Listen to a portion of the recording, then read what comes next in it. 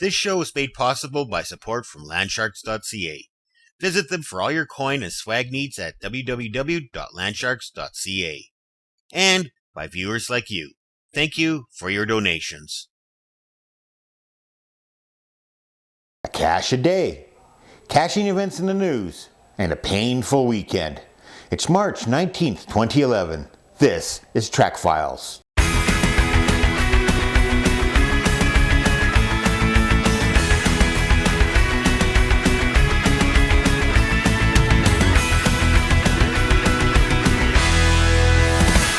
Hi there, and welcome to Trackfiles. I'm your host, Icenrai. Trackfiles is a podcast featuring caching news, upcoming events, major milestones, YouTube videos, and podcast rewind. My website is trackfiles.tv. My email address is geoicenrai@icenrai.com. You can follow me on Twitter at Trackfiles. And if you're a fan of the show, make sure you sign up for the Trackfiles Facebook fan page. So, what's new? Well, as I mentioned before, there was no episode last week. I was at a 2-day agility trial running Abel and Roxy. And it was a weekend I was really looking forward to because it was going to be Roxy's very first full trial. Well, as they say, the best laid plans of mice and men, and what do mice have to do with it? I'm not quite sure. I ended up blowing a hamstring on a third run of the weekend and ended up spending most of the weekend watching everything from the sidelines. Abel was running great, Roxy was having a good time, and I have to thank my backup handler Diana, a good friend of mine, for running Abel for the rest of the weekend. And it was all good. I had a great chance to play with my camera, took a ton of pictures. I'll have a link to the full photo set in the show notes. And it was a great weekend. I'm really happy with how the dogs did. And as for me, well, I got a bit of a bruise here in my leg. The doctor says it'll go away in time, and on Monday I start rehab. Alrighty, folks, well, that's enough small talk for now. Let's get into Cashy news. Cashy news. First off, we read in the Las Vegas Review-Journal. Nevada sends geocachers money elsewhere. Val Hamilton had her Las Vegas trip all mapped out. She and her 3 buddies plan to leave the chill of British Columbia and touch down in Sin City next week. They had reservations in Ash Springs, Rachel, and Tonopah. Whoa, what? No Bellagio? No shows? No basking by luxury pools in a 70-plus degree weather? What is this? These women aren't interested in all that. Hamilton's grand plan included building on her 1,410 caches, and southern Nevada was an ideal place to do just that. After all, 1,000 of the little treasure boxes were said to be hidden along the famed extraterrestrial highway, a desolate state route that runs just north of Area 51. That is, until the Nevada Department of Transportation stepped in a couple weeks ago and took them all. Most of you know by now about the ET Power Trail and how it was recently shut down by the Nevada Department of Transportation. In this article, as usual, links on my website, trackfiles.tv, very well written article, and it actually goes a little deeper into the whole economic effect of the shutdown of this trail. And it's pretty serious. There's a lot of restaurants and hotels that weren't doing any business during the winter that were really counting on the caches coming to town, and they're not anymore. So as usual, visit my website, trackfiles.tv, for a link to the full-length article. So next we read in the HastingsTribute.com website. Hastings man finds 365 caches in 365 days. Tromping through tall grasses, some brushing against his shoulders, Tim Cavalage of Hastings didn't know what the shape or size of the container he was seeking. It could have been an old ammunition container. It could have been as small as a thimble. All he had was a set of coordinates for this treasure hunt known as geocaching. Using the global positioning system to determine the longitude and latitude, geocaching is a high-tech game of hide and seek. Geocachers place hidden containers, called caches, across the globe for other players to find. Cavalage had found a wide variety of geocaches in the last year. For the past 364 days, he had located 1 geocache each day, a feat few geocaches in the world have accomplished. This cache would be his 365th. So there you go, there's a major milestone, and there's a challenge that I'm hearing a lot of caches are taking up. Finding a cache a day, or the other popular project, the Project 366, filling in every single day on your geocaching calendar, which you see down in your stats package. So again, another great little article. I'll have links on my website. Make sure you check it out. So the next 2 articles are all about upcoming geocaching events. And it's really great that these events are actually getting publicity in mainstream newspapers so non-geocachers can hear about these events and possibly attend and get into our sport. The first one we read from the journalstandard.com. Curing Cabin Fever 3 Geocaching Event, March 26. Are you itching to get outside?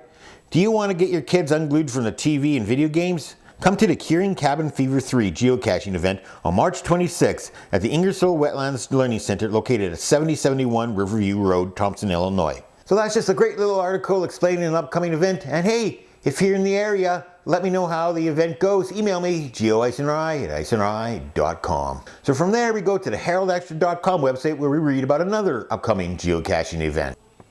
Geocache Treasure Hunt. Camp Floyd State Park staff are hosting a geocache treasure hunt and locating various sites within the park. In celebration of the sesquicentennial of the Civil War this year, these sites will offer information on soldiers at Camp Floyd who returned east in 1861 and participated in the Civil War. The event will be held on Saturday, March 26th from 10 a.m. to 4 p.m. Visitors who complete the treasure hunt will be awarded a special prize. So there you go, folks. Both these events will be featured in the upcoming event calendar. And if you're in the area, again, let me know how it goes. geoicenry@icenry.com. Well, that about wraps up this episode's Cashy News. Let's check out this episode's YouTube video. For this episode's YouTube video, I'm going back to the Annapolis Valley in Nova Scotia to visit with my friend Storm1, whose video's been on the show before. Recently he wrote me telling me about a brand new video he did about geocaching, snowshoeing, and beaver dams. And folks, it's a great video. I'm going to show a few highlights here. As usual, visit my website, trackfiles.tv, for a link to the full-length video. So ladies and gentlemen, from Storm1 in Nova Scotia, Canada, geocaching, snowshoeing, and beaver dams on Trackfiles.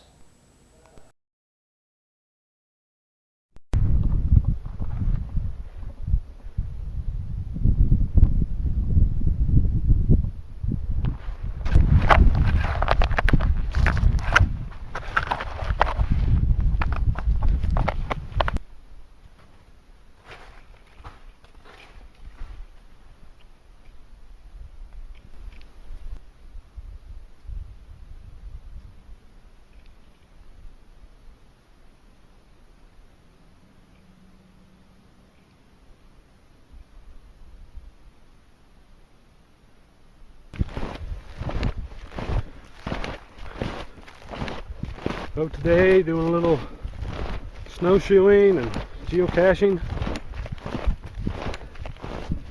Going after a couple more of the scope caches.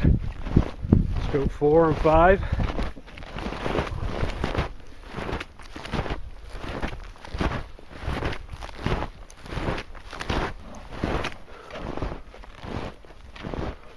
Both of the caches that we're after today are listed as being winter friendly on their GC cache listing page, so hopefully they won't give us any trouble.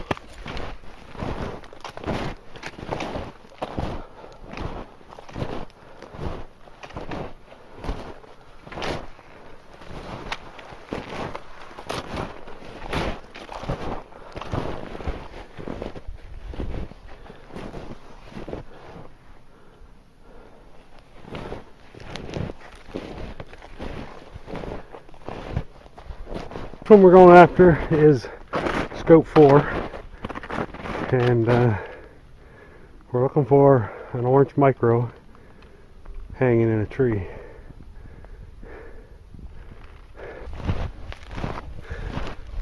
The conditions today are just excellent. We've received a ton of snow this winter, and this past weekend on Friday we received a ton of rain that then turned into a flash freeze overnight, which brought us a few centimeters of fresh snow.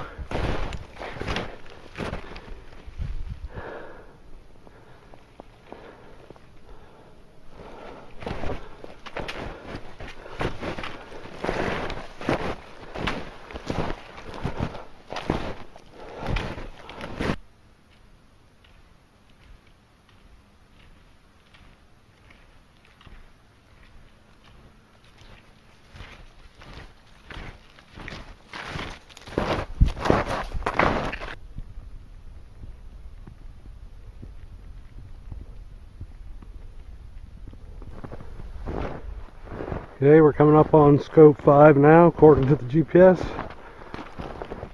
Looking for an orange micro hanging in a tree. This cache is called scope 5, damn it, for a reason. The beavers have built quite a dam here, and lots of evidence of the beavers at work.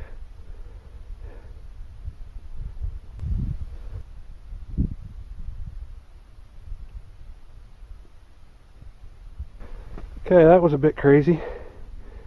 I had just stepped out by that tree to take a pan shot of the dam that the beavers have built,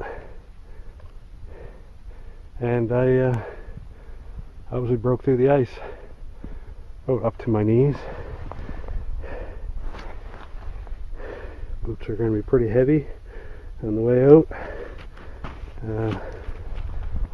Better not stick around here long, but yeah, as you can see, there's the dam that the beavers have built, and hence the name Scope 5 Dam It.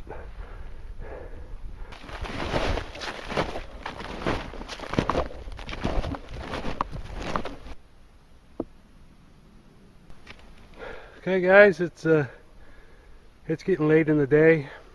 I think I'll start heading out. The snowshoes are getting pretty heavy after getting wet. Pretty awesome day on the trail. 2 caches, 2 wet feet, but I think I can, I'm okay with that.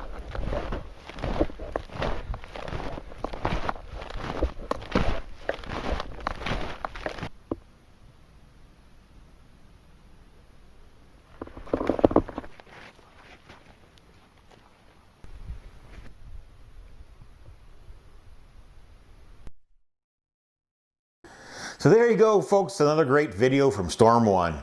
Oh, those darn beavers, clever little critters, aren't they? Yes, the US has the eagle, Russia has the bear, Canada, we are the beaver. And hey, impromptu Geocoin Contest.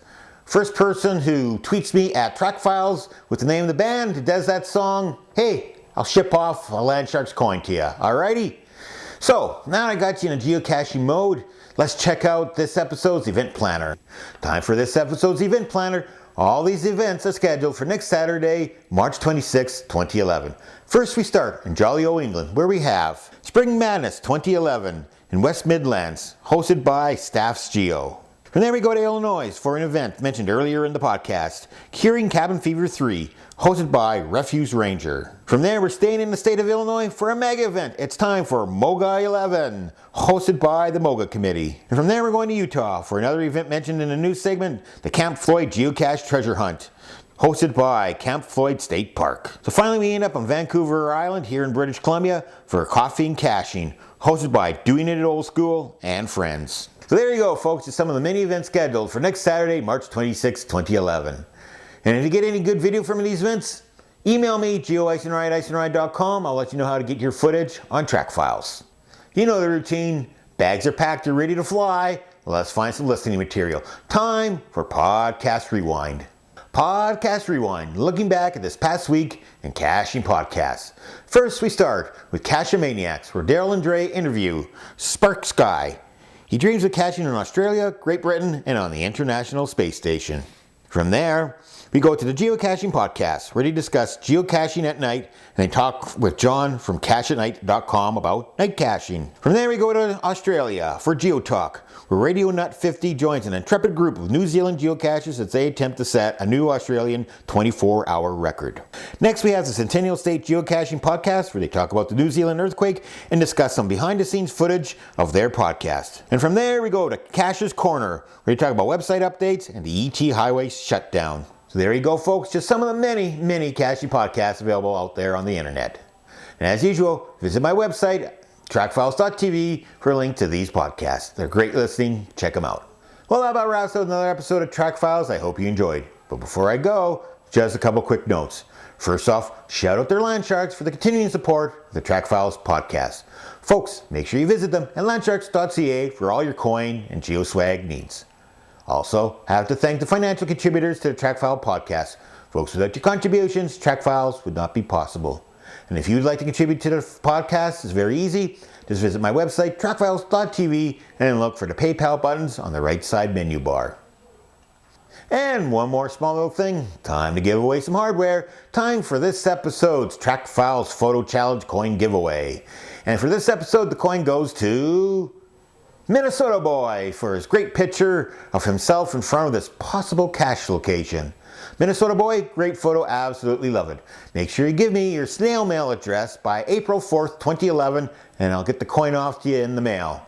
So again, congratulations, great photo. And if you want to get on the Trackfiles Photo Challenge, it's very easy. Just go to the Photo Challenge webpage on Flickr and submit your photo. Now you do have to be a member of Flickr, however, membership is free. But in the meantime and in between time, that's it. Another episode of the Trackfiles podcast. So until the next episode, cache on.